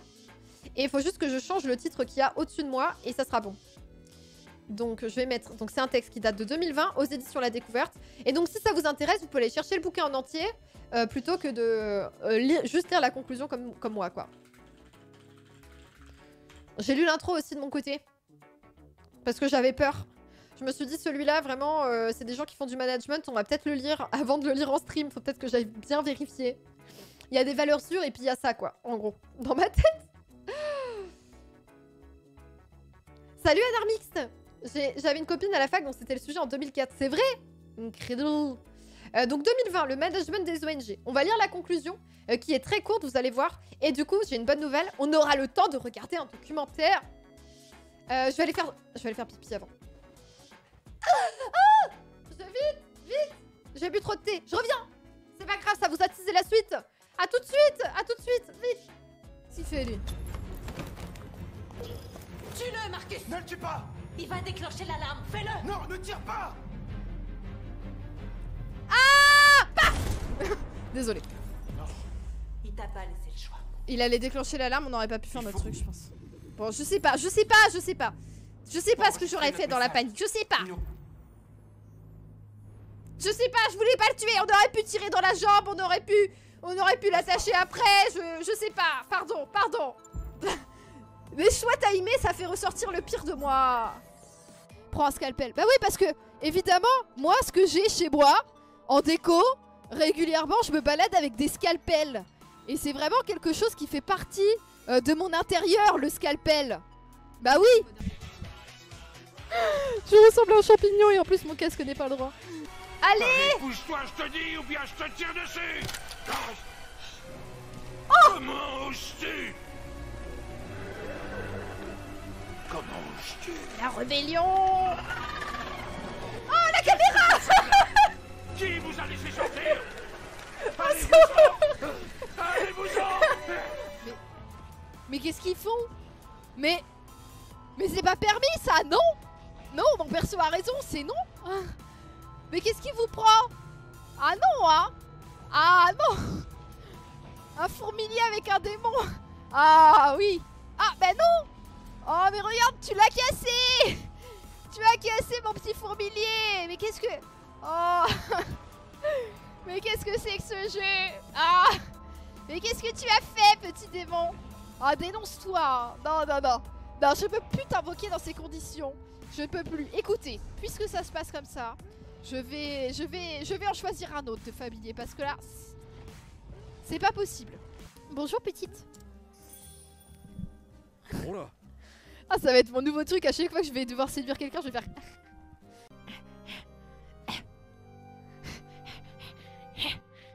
C'est tellement parfait. Avec... De retour, de retour, de retour. Hop. Ma tenue, c'est n'importe quoi. Je suis en chemise jogging. Vraiment, genre, la chemise parce que j'ai donné cours, le jogging parce que je suis rentrée chez moi. Oh là là. Et salut, merci à toutes les personnes qui follow, bienvenue à vous. Je me souviens que dans mon univ en Belgique, il y avait des cours de management pour le secteur non marchand. Je sais pas du tout comment ça marche. Je suis une pille en management, en marketing, tous ces trucs-là. Donc du coup, ce que je vous propose, c'est de lire justement les conclusions de comment ça se passe en fait, l'évolution des ONG en termes de management, entre le moment de leur création et maintenant. C'est à peu près ça, je crois, la conclusion, si je m'en souviens bien. Et ensuite, on regardera un documentaire sur le volontourisme. Si vous ne connaissez pas le volontourisme, vous allez kiffer, croyez-moi. Quand nous, on Dans est le convoqués sens, par ça la va vous police, nous, vous cringer. voyez, par exemple, on n'a pas d'immunité ouvrière. Désolé, on y va. Voilà. C'est à la fois une bonne idée, mais c'est... En fait, vous voyez, le volontourisme, c'est la fausse bonne idée. Littéralement la fausse bonne idée. Donc on parlera de ça. Tenue de télétravail, exactement. Le volontourisme, pour volontaire et touriste. Merci Matelas Ultime. Oh lolo, le Matelas Ultime qui vient sub à la chaîne, ça fait très plaisir. Merci beaucoup. Je vais mettre des points levés dans le chat en ton honneur. Bienvenue à toi. Merci, merci. J'ai tellement hâte de faire du volontourisme. On va faire, voilà, du volontourisme. Et moi, le pire dans tout ça, c'est que donc, j'ai un master en sciences politiques. Et donc, je connais des gens qui font ça. Et il y a des gens que j'aime bien qui font ça.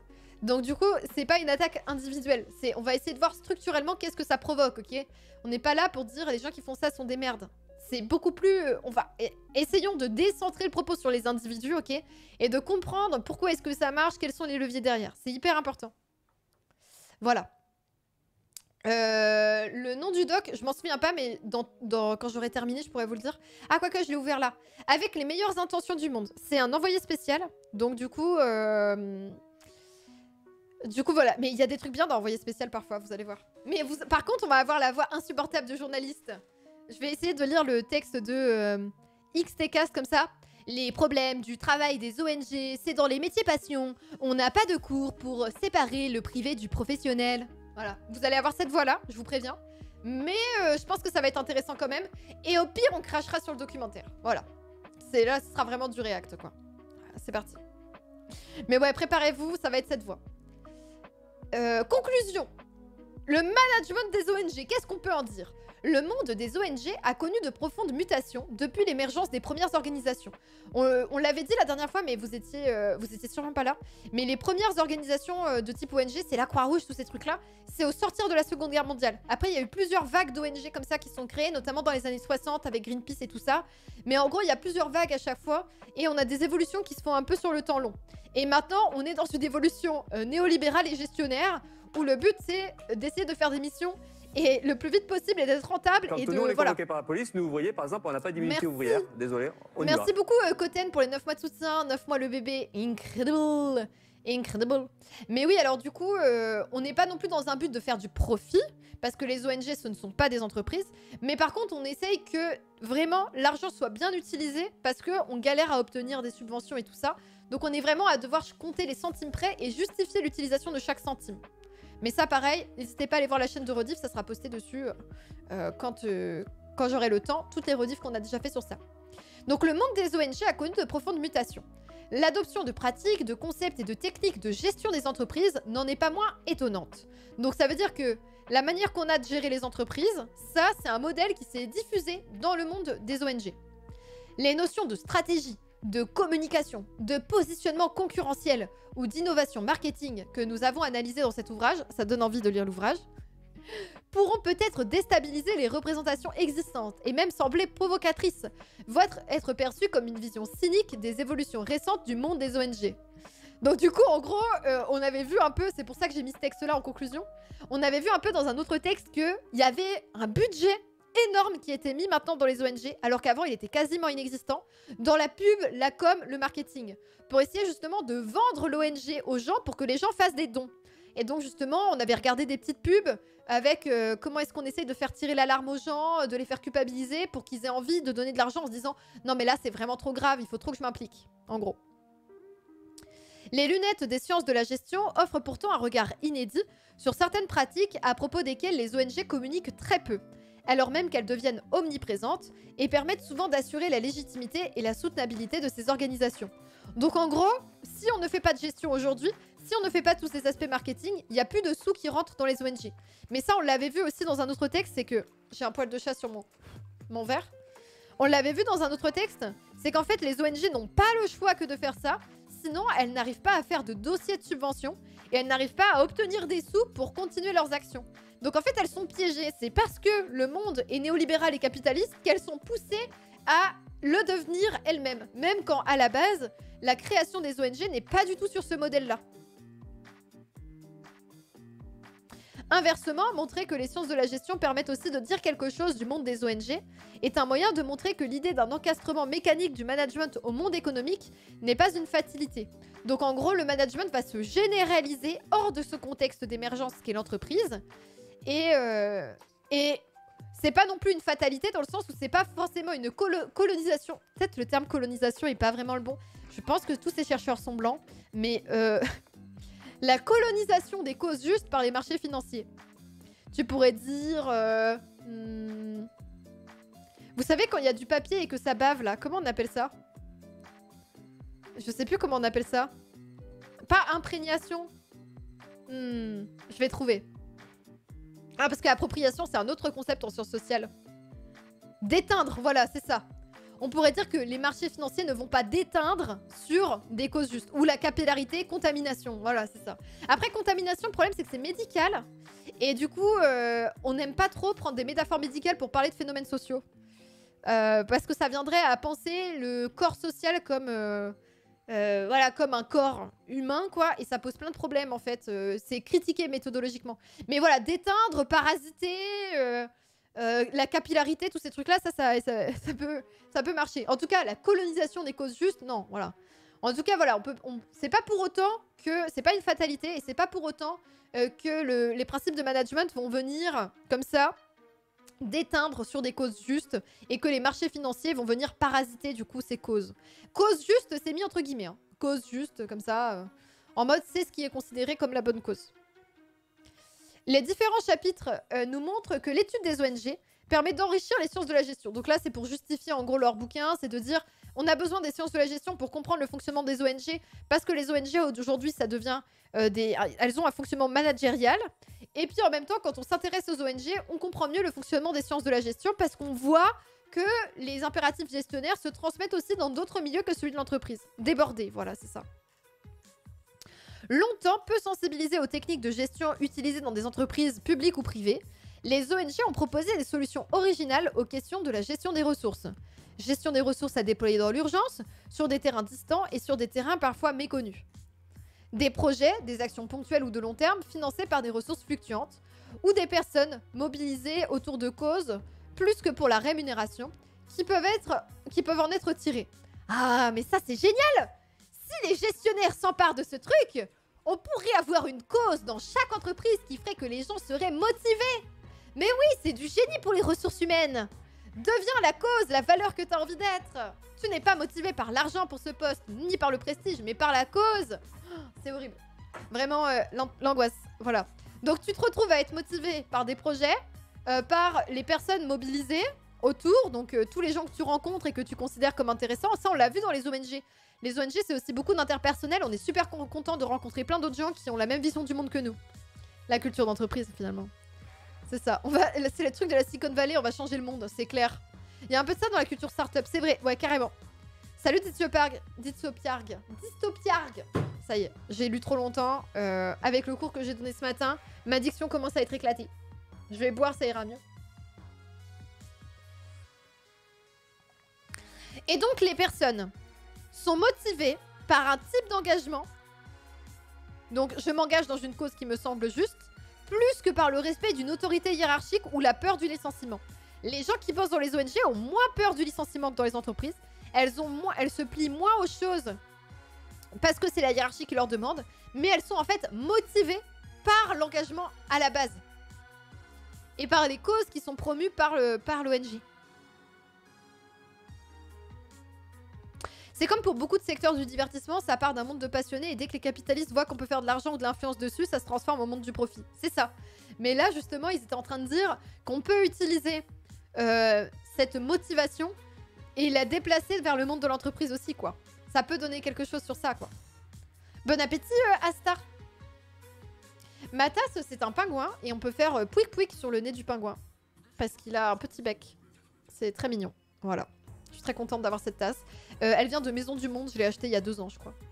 Mais il y avait d'autres animaux. C'est juste qu'ils n'avaient pas de bec, donc on pouvait pas faire pouic pouic, donc voilà, quoi. Alors en fait, il y a des paradoxes dans les pratiques gestionnaires des ONG. Il y a notamment la stabilisation de personnel attitré. Il y a le renversement des logiques de financement. Il y a une certaine honte des coûts organisationnels. Et il y a des stratégies concurrentielles. Donc en gros, il est en train de dire, enfin les auteurs et autrices, sont plusieurs, sont en train de dire que les ONG adoptent des comportements concurrentiels entre elles. Elles se mettent en concurrence et elles essayent chacune d'avoir leur part de marché. Écoutez, moi je m'occupe de la faim dans le monde. Moi je m'occupe de la situation écologique. Donc en fait on est vraiment dans une division comme ça, en mode moi j'ai mon public cible, ok, tu viens pas me le piquer, je fais mes campagnes marketing pour obtenir des dons, ne viens pas sur mon terrain. Ah t'as le renard, oui le renard il est de la même collection je crois, il y avait pas un ours aussi? Salut Lumivelli, bienvenue à toi. Le pouic pouic. Est-ce qu'on peut faire pouic pouic sur la truffe de Mando? Mon chat? Je pense que là ça serait le déranger. Regardez-le. On dirait presque un renard comme ça en vrai. Il est pas mignon dans son petit plaid là? Vous avez vraiment envie de le faire souffrir? Pendant ce temps-là, on voit que mes plantes sont en train de mourir derrière moi. Voilà. À l'aide. À l'aide, disent-elles. Petit père. Bah oui, en ce moment, il dort beaucoup ici. Il est trop mignon.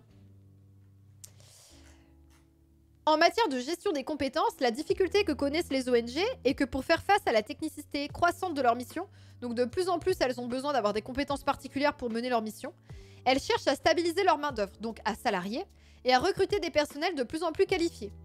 Elles risquent pourtant, ce faisant, de perdre ce qui faisait leur force et leur attractivité. La salarisation croissante des personnels des ONG ne risque-t-elle pas de faire diminuer la motivation intrinsèque de leurs membres ou leur rattachement à la cause? Ah, il faudrait garder des bénévoles et des volontaires, hein. Excusez-nous. En étant salariés, les gens sont moins motivés, parce qu'il y a de la hiérarchie, et parce que finalement, après, ils se tirent la bourre. Voilà, donc ça, c'est une question de droite. C'est trop marrant parce que le précédent texte qu'on avait lu, le tout premier texte qu'on avait lu, il expliquait comment est-ce que la professionnalisation, ça pouvait poser problème pour les ONG. Mais il ne prenait pas le même angle pour le dire. Il disait, les ONG, elles se retrouvent dans une situation où pour obtenir des financements, elles doivent avoir des gens qui sont capables de remplir des dossiers de subvention. C'est des compétences qui sont très compliquées, donc on prend des gens qui ont ce savoir-faire et on les salarie pour qu'ils puissent faire ce travail correctement.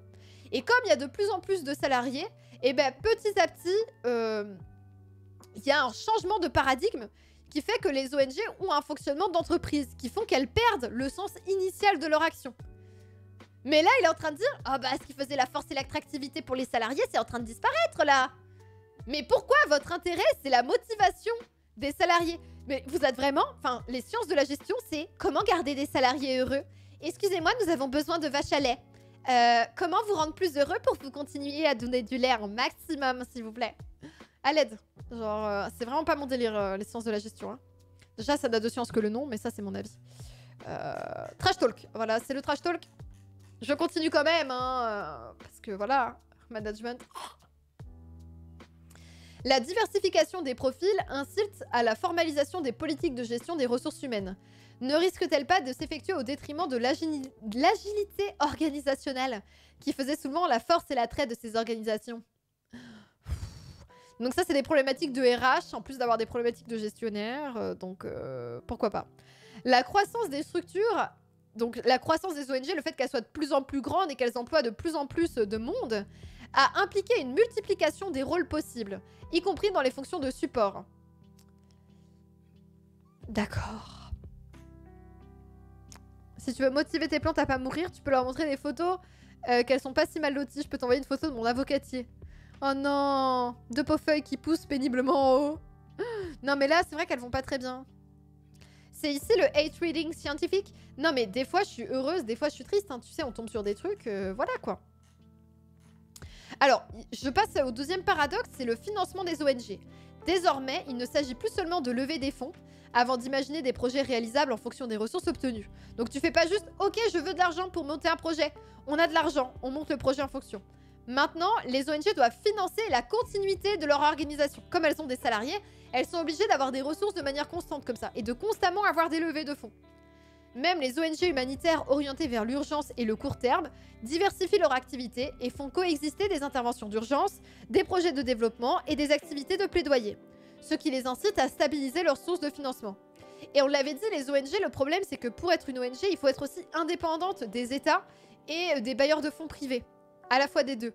Et donc si tu n'arrives pas à être indépendante parce que tu as besoin pour faire vivre tes salariés, ça peut créer des problèmes. Les personnes qui t'envoient de l'argent pour que tu puisses... donc les bailleurs de fonds notamment, qui t'envoient de l'argent pour que tu puisses faire tes missions, ils vont pouvoir dire « on vous donne de l'argent, mais nous c'est plutôt pour tel type de mission que ça nous intéresse. » Et des populations vont être délaissées. Et on avait vu la dernière fois que c'était comme ça, qu'il y avait certaines missions qui étaient abandonnées. Par exemple, les populations les plus pauvres, qu'importe le pays dans le monde, hein, les populations les plus pauvres, vraiment très très pauvres, on décide de ne plus les aider parce que ça coûte trop cher de les aider. Quand t'es quelqu'un qui est vraiment la personne la plus fragilisée, la plus au fond du gouffre, le nombre d'argent qu'il faut sortir pour l'aider est énorme. Alors que dans une logique rentable, si tu aides plein de personnes qui sont à la limite entre la pauvreté mais pas trop, et ben du coup c'est plus facile. Tu les sors de la pauvreté, mais ceux qui sont déjà juste à la limite. Tu les sors de la pauvreté, tu les aides un peu. Mais ceux qui sont le plus dans la merde, ils sont aujourd'hui délaissés, quoi. À cause de ce type de fonctionnement. Qui sont basés sur il faut qu'on soit rentable, il faut qu'on fasse attention à nos sources de financement. Et les bailleurs de fonds viennent nous contraindre. Voilà, il faut des résultats, c'est ça. On n'a plus d'aide sans résultat aujourd'hui. Alors que moi, je pense que tout le monde mérite d'être aidé, même les gens qui sont les plus précaires. Avec mon syndicat, on se bat contre les ONG pour mettre une convention collective pour les salariés. Ça serait bien, hein. C'est compliqué, hein. Voilà. S'il leur faut qu'un cahier et une paire de chaussures, c'est facile. Et en plus, ça fait de jolies photos. Exactement. Salut Dodo Fury. Je rigolais tellement devant le dernier Heavenly Bodies que j'ai pas vu qu'il y avait le live. Mais oui, c'était trop bien. C'était beaucoup trop bien, le Heavenly Bodies. C'est un jeu de coop dans l'espace, de survie dans l'espace, où on doit réparer un vaisseau. Et voilà, c'était vraiment trop bien avec Poppy. On s'est bien amusé. Donc, il y a du coup le développement d'une expertise en matière de réponse à des appels d'offres qui aboutit à une différenciation entre les ONG. Les ONG les plus grosses, ces grandes organisations, se spécialisent dans la recherche de fonds auprès des grands bailleurs internationaux et délèguent à des ONG plus petites le soin de réaliser les missions. Ça fait de la sous-traitance à l'intérieur des ONG. Moi, écoutez, je vais chercher les appels à projets et vous mettez en place les missions, d'accord? C'est terrible. C'est vraiment le monde de l'entreprise en l'occurrence. La fait d'avoir cette sous-traitance-là. Le troisième paradoxe, ça porte sur l'embarras, voire ce que l'on pourrait qualifier de honte des coûts organisationnels. Donc ça, je sais pas ce qu'il veut dire par là, on va voir ensemble. Une force des ONG est leur organisation, leur structure, qui leur donne une certaine pérennité et leur permet de mobiliser rapidement et efficacement des ressources et des personnels humains. C'est aussi cette organisation qui crée la réputation des ONG, voire sa marque, et donc la confiance est la source de générosité du public. Effectivement, quand t'es Médecins sans frontières, ça claque, tout le monde sait que ton travail est important, ça va être valorisé. Donc du coup, ça permet de créer une marque ONG, on l'a vu avec tout le marketing et tout ça aussi autour. En anglais sous-titré, c'est chaud pour le stream parce que c'est pas... Enfin, pour moi, c'est bien, tu vois, Lordon, tu peux envoyer le lien dans le chat aussi, si des gens savent regarder l'anglais. Mais je peux pas regarder vraiment en stream des trucs en anglais sous-titré, c'est un peu chaud pour que les gens puissent suivre. J'essaye des fois, mais c'est vrai qu'on le fait peu, quoi. Quand je peux, j'évite. Mais par contre, oui, tu peux tout à fait partager la ressource et puis je la partagerai aux gens aussi en lien. Donc, l'efficacité d'une ONG dépend en grande partie de ses compétences organisationnelles. Mais ces compétences semblent fortement dévalorisées, car elles sont de plus en plus masquées par une technologie comptable, dont l'un des objectifs est de faire disparaître ces coûts d'organisation, et notamment le coût des fonctions support des équipes sièges. Ces frais de fonctionnement sont nécessaires à la gestion par projet, souvent prônée par une recherche en gestion, dans laquelle les ONG peuvent être considérées comme particulièrement performantes. Donc en gros, c'est en train de dire que dans les rapports d'activité et tout ça, c'est en train de faire disparaître justement tous ces coûts de gestion. Et qu'on essaye même de les limiter et de mettre moins d'argent dans la gestion. Alors que c'est ce qui fait que les ONG tiennent aujourd'hui, quoi. C'est abusé, mais en même temps, quand tu vois la complexité et le temps que ça prend de répondre à des appels à projets, ça me surprend pas qu'il y ait des assos qui acceptent. Non, non, non, bien sûr. En fait, moi, ce qui me frustre, c'est le mode de fonctionnement avec les appels à projets et tout ce truc-là, quoi. Merci beaucoup. Merci pour le lien. Je garde le lien de côté pour le volontourisme.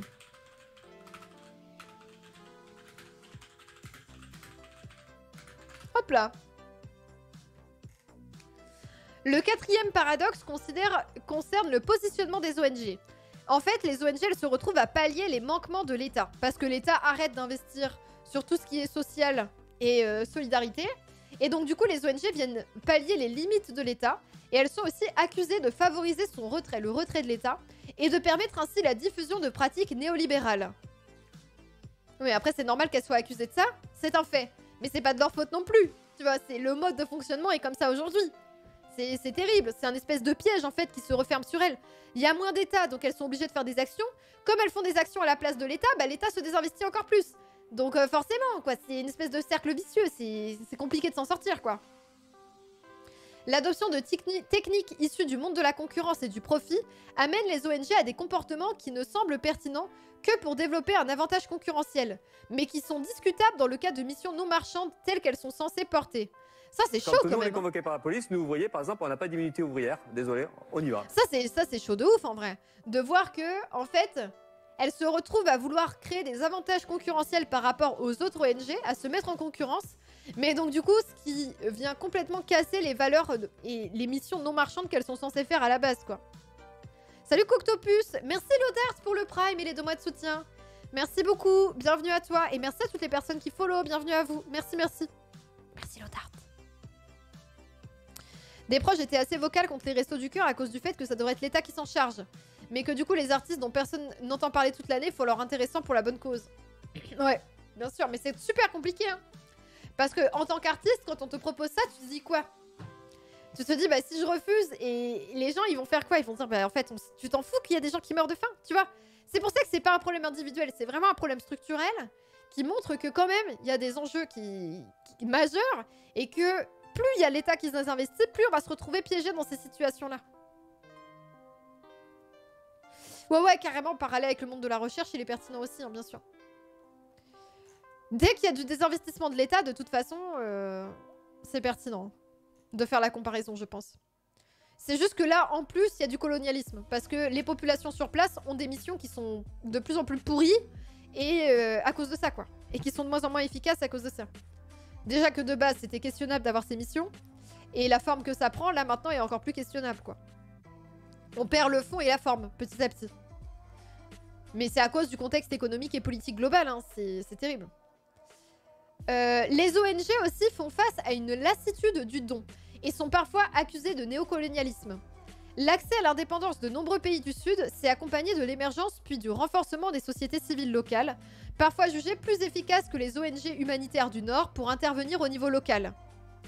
Donc en gros, là, des pays qui sont devenus indépendants et qui ont réussi à se séparer de l'État central colonisateur ont justement eu l'émergence d'assauts locales et de forces, donc des personnes sur place, quoi. Et donc du coup, ces personnes-là sont plus efficaces que les ONG humanitaires qui viennent du Nord pour intervenir après sur les pays du Sud. Les ONG du Nord sont accusées de constituer un instrument politique aux mains des bailleurs de fonds et de leur gouvernement. Justement, on choisit quelle population on va aider et comment. Les ONG du Nord ont été amenés à développer des partenariats avec les ONG du Sud et à réfléchir aux moyens d'accompagner le renforcement de ces partenariats et l'autonomie des ONG du Sud en leur transférant des compétences techniques. Donc ça, ce qui semble être une perspective intéressante, justement. On forme les populations sur place, on transmet les savoirs. Mais après, t'as une manière de transmettre les savoirs aussi. Si le savoir, il vient du Nord et il est imposé au Sud, tu peux tout à fait transmettre des savoirs qui transmettent des valeurs qui restent occidentales, en fait. En considérant que c'est la bonne manière à suivre. T'inquiète, nous, on sait. Donc voilà, il y a encore plein de questions à se poser là-dessus, quoi. C'est pas une solution magique non plus, quoi. En fait, tout est compliqué, hein. L'objectif est de contrer l'évolution actuelle vers une chaîne de l'aide qui placerait les ONG du Sud en position de simple sous-traitance, se contentant de mettre en œuvre des plans d'action décidés et planifiés par les ONG du Nord. Ah! C'est ça qui se passe en ce moment, ok. Donc les ONG du Sud se retrouvent à faire sur le terrain ce qui a été décidé par le Nord. Yes. Yes, yes, yes. D'après mon expérience, les gens les mieux payés dans les ONG sont les responsables de la levée de fonds, parfois plus que la direction. Ah ouais? Salut Fusion. Ça c'est chaud, hein. Bah oui, attendez, sinon on nous dit qu'on est néocolonialiste. Donc non, les ONG locales, on travaille avec eux, ils sont sur le terrain. C'est nous qui décidons ce qu'elles font sur le terrain, mais elles sont sur le terrain.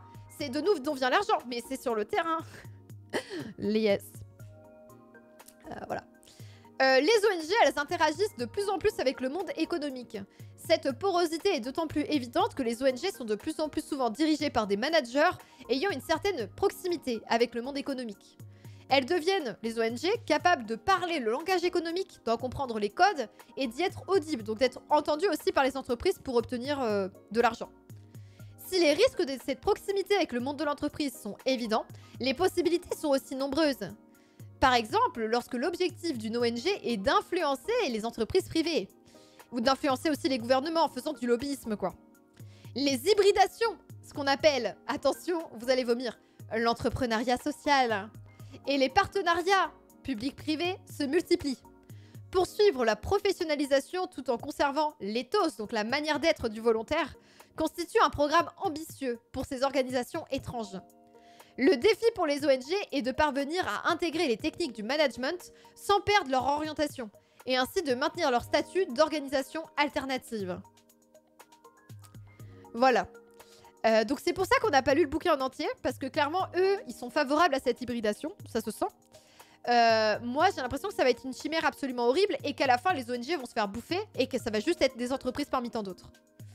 Voilà. Mais bon.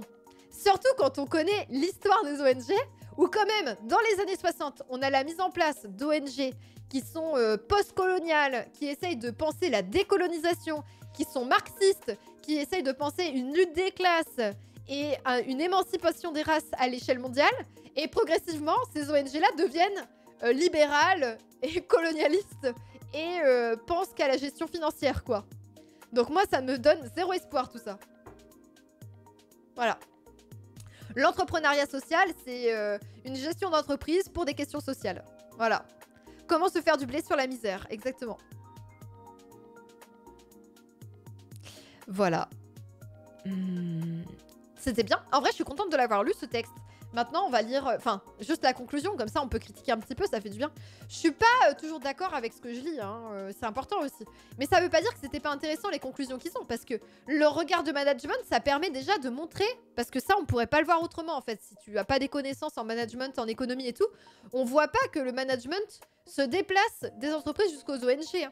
On voit pas à quel point il y a des frontières qui sont peureuses aujourd'hui, donc c'est hyper important d'avoir ces données-là. Les conclusions, après, on en tire ce que l'on veut en fonction de ce qui nous intéresse, mais en tout cas, c'est un résultat scientifique, il est important quand même. Maintenant, on va regarder un documentaire.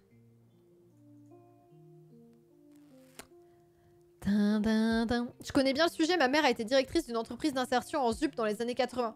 Après, c'est en France, donc normalement, t'as... Bon, tu peux avoir le racisme en France aussi, hein, mais normalement, il y a moins en jeu... Enfin, il n'y a pas l'enjeu impérialisme, quoi. Alors, est-ce que je peux avoir une bonne qualité? On va avoir du 720p, ça va, c'est mieux que rien. Et je vais juste changer le titre du stream pour dire qu'on est en train de visionner un documentaire. Comment j'écris? React. Docu. Le volontourisme.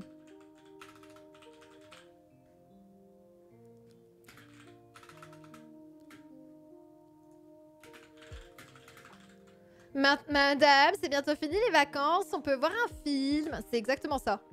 J'aime trop faire ça en vrai. Voilà. Le volontourisme. Donc on va parler du volontourisme. Je vous avais dit que je connaissais des gens qui en avaient fait et tout. Une raison simple en fait. Pourquoi? Parce qu'en fait quand on est en sciences politiques et qu'on fait... on se questionne sur les mouvements sociaux, les associations, tous ces trucs-là. Souvent, c'est demandé de faire des stages. Il y a beaucoup de gens qui font des stages à l'étranger et qui font des stages non payés où du coup, ils sont juste nourris et logés. Et ils font justement du tourisme dans des pays, par exemple, d'Amérique du Sud. Enfin, moi, ce que je connais, c'était des pays d'Amérique du Sud ou le Liban aussi. Et donc, vous venez en aide aux populations sur place. En tout cas, c'est comme ça que c'est présenté. En général, vous êtes prof et dans des écoles avec des enfants pauvres. Et voilà. Et vous venez aider pendant 2-3 mois. En tout cas, c'est comme ça que c'est perçu. Et après, vous rentrez en France. Et donc, ça fait de la main-d'œuvre pas chère. Parce que forcément, bah, vous n'êtes pas payé. Et puis, ça coûte rien de vous nourrir et de vous laisser dans des énormes dortoirs. Et en même temps, bah, vous revenez et vous avez le CV qui s'est enrichi, quoi. Moi et mes amis, on a fait ça car zéro pognon et envie de voir du monde. Et voir le monde, oui, j'imagine. Voilà. C'est aussi une pratique à la mode dans les grandes écoles. C'est une pratique à la mode un peu partout, ouais. Salut, Crasse-Tête. Du coup... Encore une fois, on rappelle qu'on juge pas les gens individuellement, hein. Mais qu'on essaie de comprendre les mécanismes